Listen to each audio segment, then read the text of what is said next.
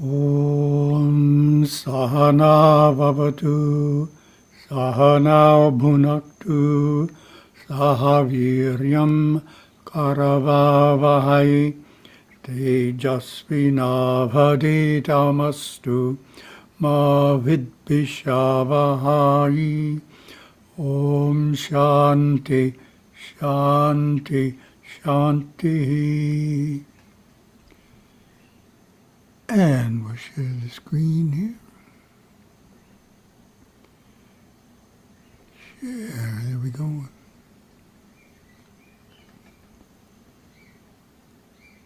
October 12th, right.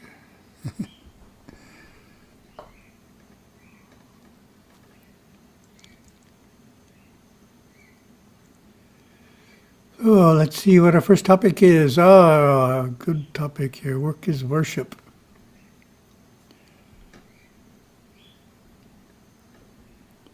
Just one thing here. From 2004. That sounds like ancient history here.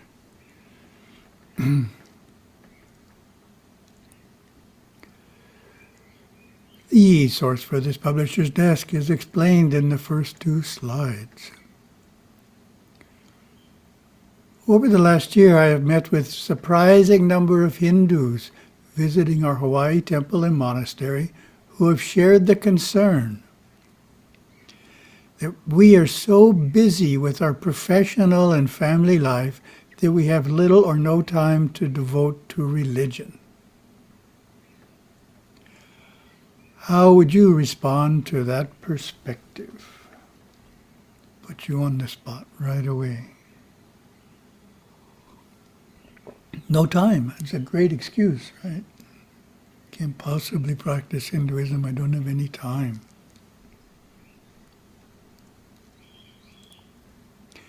Their perspective is based on the concept that work and worship are totally separate. Worship is what is done in the temple and shrine room. Work is what is done in the fields, the factory, or the office. The attitude is we are working to earn money to support ourselves. We are worshiping to receive the blessings of the gods. The two realms are unrelated when viewed in this way. This, of course, is not the highest Hindu perspective. Great souls tell us that work, when performed in the right spirit, is worship. What is it that transforms our work from a secular pursuit into a religious one? It is the overview that through the process of living life we unfold spiritually.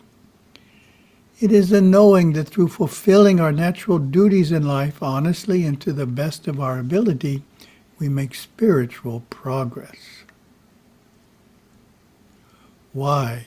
Because work puts us in situations where we interact with other people, especially when we hold our dharmic responsibility over an extended period. Through interacting with others, we learn important lessons and, as a result, gradually deepen our understanding, improve our behavior, and become a more spiritual person. In doing so, we work through the karma we created in the past and create new karma to be faced in the future. With this in mind, we can see that our daily work contributes to our spiritual progress just as much as attending pujas in the temple, worshiping in our home shrine, going on pilgrimage, singing bhajans, meditating, or studying scripture. Paramaguru Yogaswami captured the essence of this perspective when he said, "All work must be done with the aim of reaching God." Didn't leave anything out, right? All work. From the Hindu perspective, all of life is sacred and performing our duty is dharma. Dharma, as we know, is a rich term that means way of righteousness, religion, and fulfillment of duty. So if you have to give dharma a one-word rendering in English, I like the word duty. From this lofty view, every deed is part of our religious practice. Everything we do is an act of worship and faith. There are no purely secular activities. Our worship in the temple is part of our dharma, and our work or occupation is part of our dharma. We all have certain duties in life. It is the duty of children to go to school and become educated. It is the duty of adults to earn an income to properly raise, educate, and care for their children. Our natural profession in this life is based on the professions we have fulfilled in our past lives, plus the karma we bring into this life. This is our swadharma, our ideal pattern in life, and fulfilling it to the best of our ability causes us to make spiritual progress. The mystic law is that no challenge can come to us that exceeds our inner ability to rise up to overcome it. So swadharma, our ideal pattern in life. Swa, one's own. Yogaswami stressed this point to his devotees in Sri Lanka a half-century ago. Do your work. Work is swadharma, following your pattern. One day after I had explained all of this, a devotee from Los Angeles asked, "How can I bridge the gap in my life? I have a job that I don't enjoy and my boss is not kind to me. It's only my few minutes in meditation that give me any solace. My work doesn't seem like worship at all." In response, I offered 4 remedies. But before we see the remedies, we have the question to you. How would you respond to this distraught soul's perspective?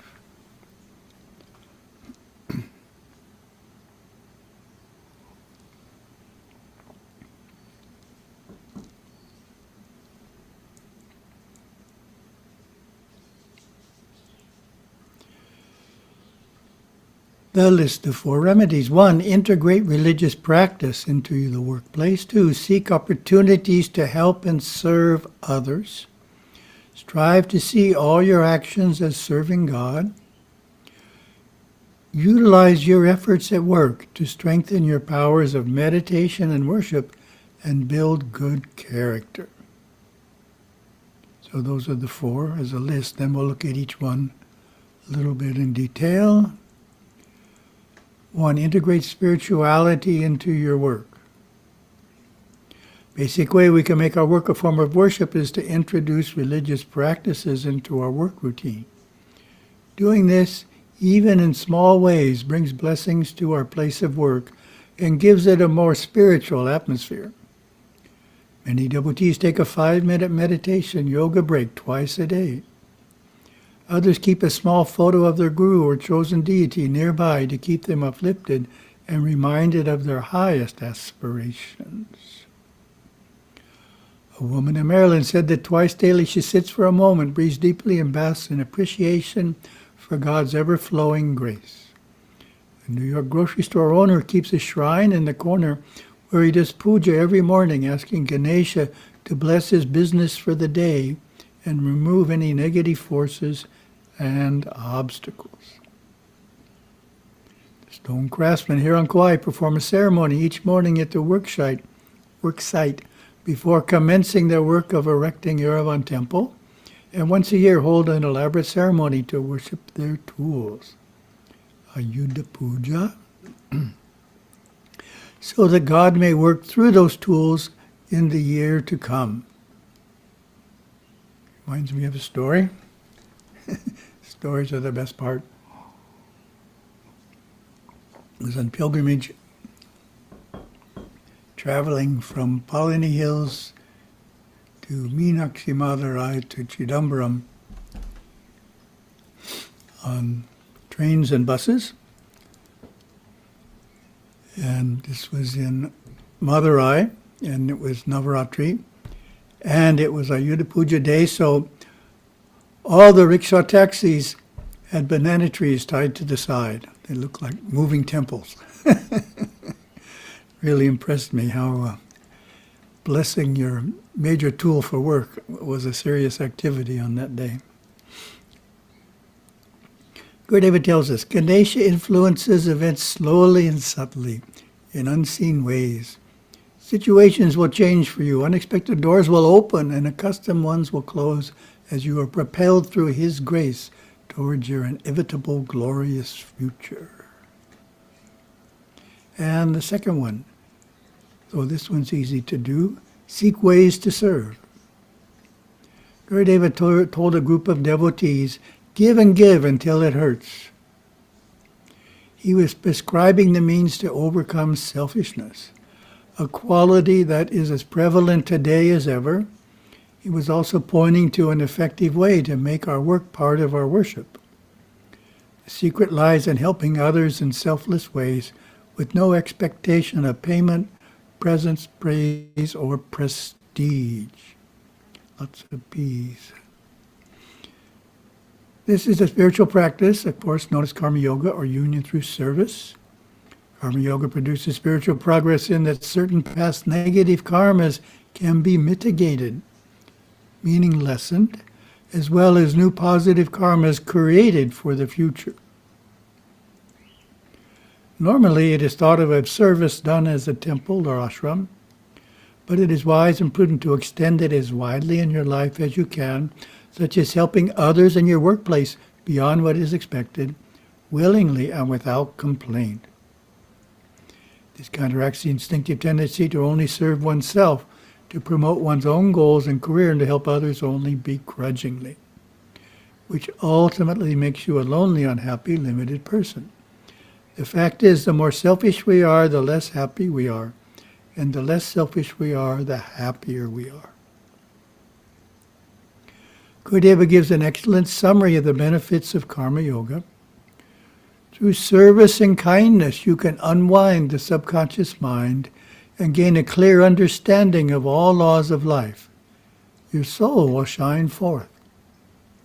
You will be that peace. You will radiate that inner happiness and be truly secure simply by practicing being kind in thought, word, and deed.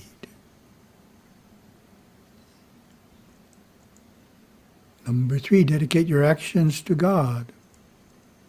The Hindu concept of work as worship defines a lofty, refined way of living, taking each situation, each duty, each challenge and encounter as an opportunity to grow, to learn, to serve, and thus mature into your highest spiritual potential.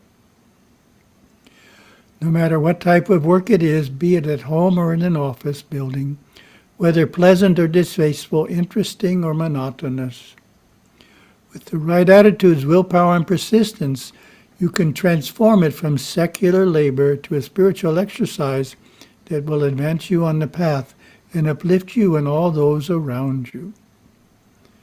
This can be achieved by perceiving all your spiritual, mental, and physical actions as fulfilling the will and design of God, rather than merely fulfilling personal ambitions. Try this, even at work. Yoga Swami's advice to young men just starting his career.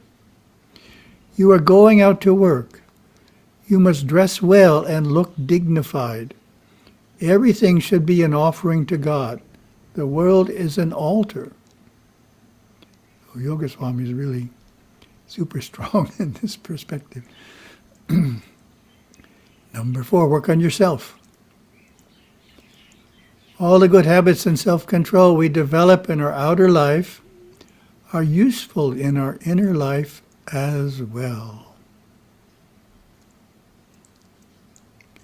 For example, if we develop good concentration in our school studies as a youth and carry this on in our adult life by being focused on the tasks we do at work, we will have developed a strong ability to concentrate. So when we sit down to meditate, our thoughts are naturally concentrated, and it is easy to control the mind. However, if we let our mind wander during our studies, and as an adult daydream while working, when we sit down to meditate, we will find it impossible to control our thoughts. Another important ability we develop in our work is willpower. Willpower is the strength to carry out one's decisions, wishes, or plans. People who regularly make plans and fail to carry them out lack willpower.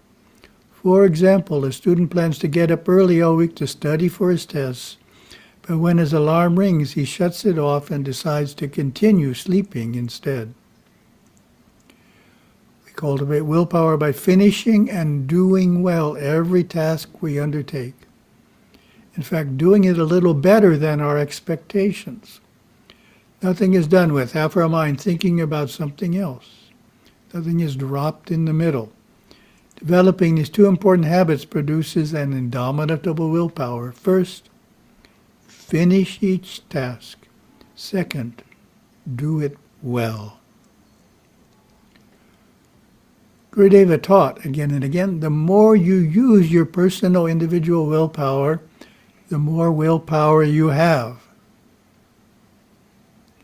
So some things, when you use them, they go away, like food. When you use the food, you have less food. But this is like a muscle. The more you exercise a muscle, the stronger it gets. So the more you use your personal individual willpower, the more willpower you have, just like a muscle. The workplace is a veritable classroom for spiritual progress. Life brings us many opportunities to fail and every opportunity to succeed at the tests it offers us, as we strive to be the best we can be. If your boss is mean to you, be grateful for the karmic challenge and go out of your way to be kind to him. If as a homemaker your daughter continually makes you furious, study out how to control your anger. That's a good one. If you find a fellow employee intolerably annoying, look to yourself to see what it is that keeps you from accepting him just the way he is. The list of opportunities is endless.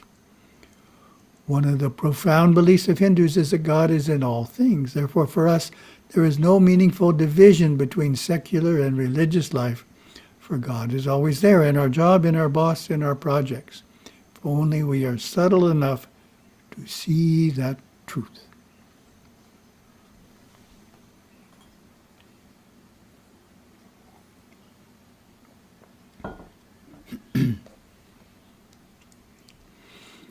Our second topic, as you know, we started the series on Path to Siva. Each one has a question. What is a religion? And then before I give the answer, the text does, I ask you for the answer. How would you answer that question? What is a religion?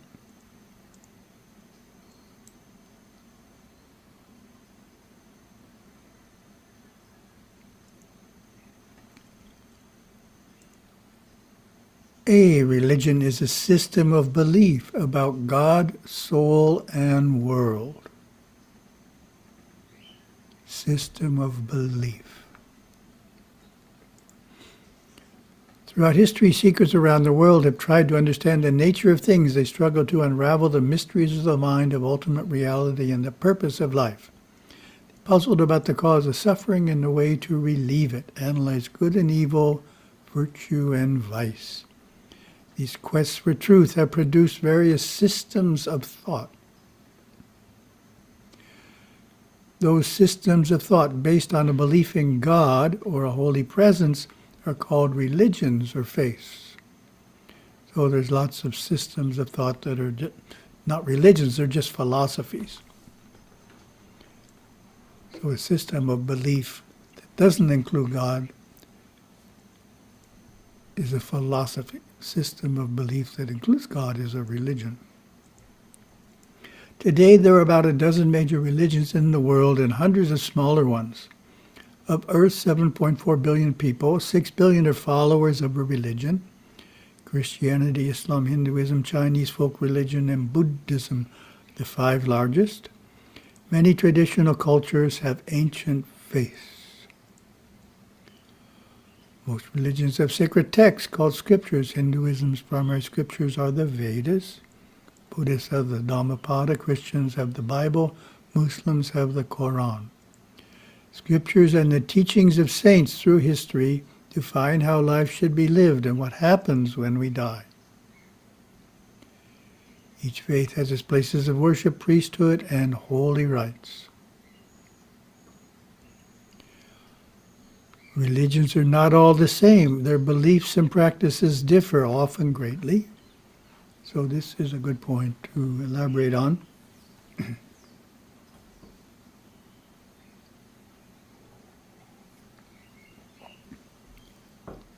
Sometimes people will say, aren't religions all pretty much the same? And that person is generally a Hindu. But that's a misinterpretation of the idea that Hindus consider all religions to be good. In other words, they don't want everyone to become a Hindu. They're not a proselytizing group. Certain Christian groups, that's all they do is proselytize. Everybody should join their group because this is the only way. Hindus, all religions are good. If you want to be of that religion or this religion, that's fine with me. But they aren't the same. Why aren't they the same? Because their beliefs and practices differ often greatly. So that's why they aren't the same. Of Earth's major religion, Hinduism, Jainism, Buddhism, and Sikhism are Eastern. Judaism, Zoroastrianism, Christianity, and Islam are Western. There is a vast difference between Eastern and Western religions, with Eastern goals being intuitive, being unitive, introspective, and Western goals being dualistic, extroverted. Eastern faiths tend to see God in all things and everything is sacred. Western faiths tend not to believe that God pervades everything and make a strong distinction between what is sacred and what is profane.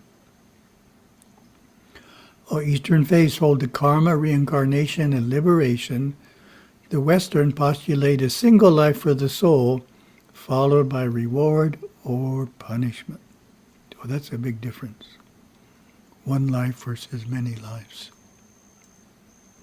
And our third topic quotes from Yoga Swami's words of our master.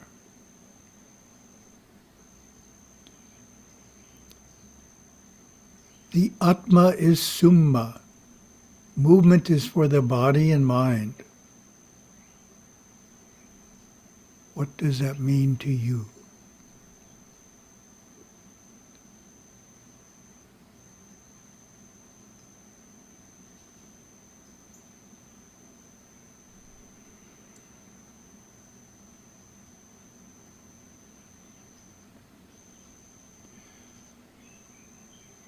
What struck me is it's reassuring that part of us is always quiet, Summa. All we have to do is find that part of us. We don't have to make it quiet. We just have to move awareness to it. It's always there and it's always quiet.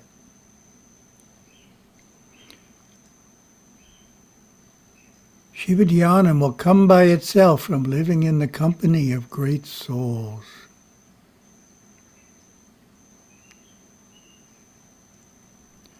What does that mean to you?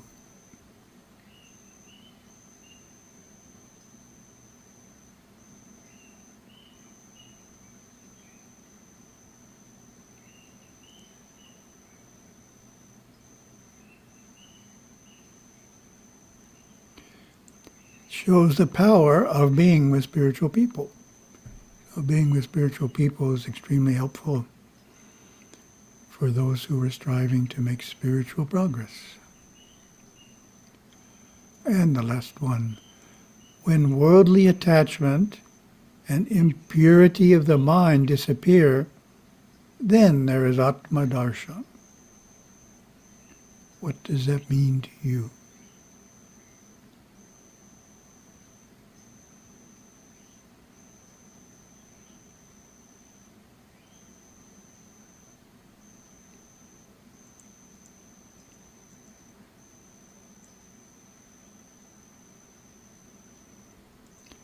Yoga Swami is stating that we need to reduce attachment to the world and need to purify the mind. So the biggest attachment to the world is the idea it's something in the world that's going to make us happy. Here I am, I'm an unhappy person, but if I have this possession or I have this relationship with this person in the world, then I'll be happy. So we're totally focused on that. And of course, that's a false concept. As Gurudeva says, the seed of desire is a false concept in relationship to corresponding objects. So we need nice objects from the world, and we need good relationships, but we don't want to think that that's what's going to give us permanent happiness, because it doesn't. And then we need to purify the mind. We talked about that. That's one of the benefits of performing selfless service, is it purifies the mind. Very simple way. Easier than living in a cave and bathing in the cold Ganges, which also works. Oh, thank you very much.